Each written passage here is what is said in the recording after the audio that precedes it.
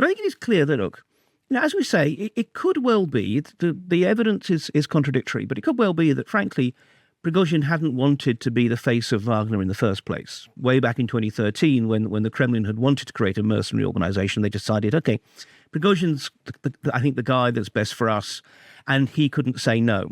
So, this is an interesting thing. He was kind of, in many ways, pitchforked into this role of mercenary condottiere, but over time, it increasingly became something that he was sort of engaged in, fascinated with. I think, again, it played to his sort of macho persona, that he liked being the idea of this sort of tough guy and the terror of the West.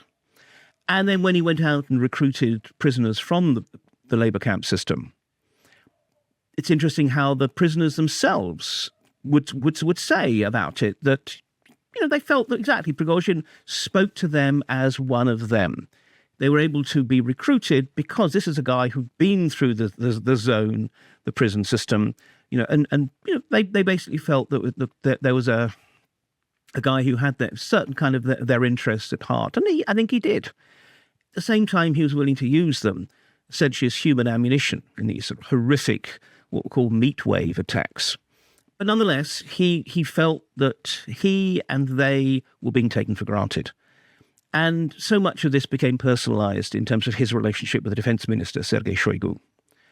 And again, this is where that point I made earlier about the fact that Prigozhin knew how to relate with superiors and inferiors, but never with peers, comes in. Shoigu was essentially, actually stronger, but essentially a peer.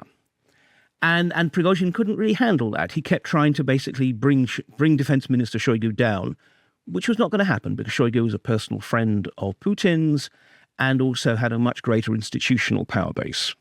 So eventually Shoigu, who's a much better behind-the-scenes political operator, manages to create the situation in which all the Wagner mercenaries are going to have to sign contracts with the Defence Ministry, which would be the kind of a final emasculation of Prigozhin. And this is where I think sort of, again, this is all just warmed over pop psychology, but I think both his own character and also the culture that he clearly did absorb from the prison system.